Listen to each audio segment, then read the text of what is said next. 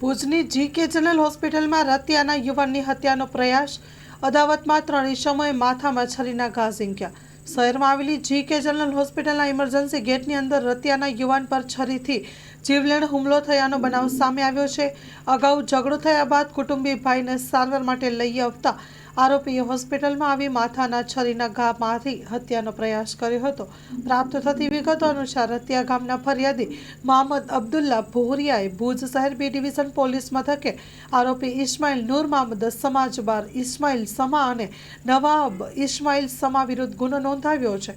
ફરિયાદીના જણાવ્યા મુજબ રવિવારે તેમના કુટુંબી ભાઈ ફારૂક અને આશિફનો આરોપીઓ સાથેનો ઝઘડો થયો હતો, જે બાદ ફરિયાદી તેમને સારવાર માટે રાત્રે 9:30 વાગ્યાના અરસામાં હોસ્પિટલ લઈ આવ્યા હતા।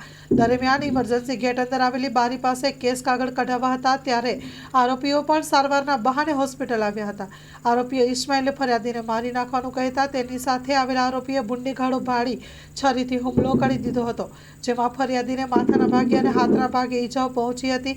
આ ઉપરાંત ફરિયાદી સાથે રહેલ મોહમ્મદ નૂર મોહમ્મદને પણ ધકબૂસટનો માર મારી ઈજાઓ પહોંચાડી હતી। તે બનાવને પગલે પોલીસે 3 આરોપીઓ વિરુદ્ધ ગુનો દાખલ કરી કાયદેસરની કાર્યવાહી હાથ ધરી છે।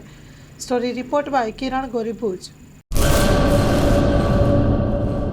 કચ્છની પ્રજાનું માનીતું અને કચ્છની પ્રજાના સાથ સહકાર અને પ્રેમથી સાકાર થયેલું એલબી મોલ એટલે કે લુગડા બજાર ફેમિલી શોરૂમ। અમારું address Bhuj branch, Anam ring road, Bhuj, Kutch.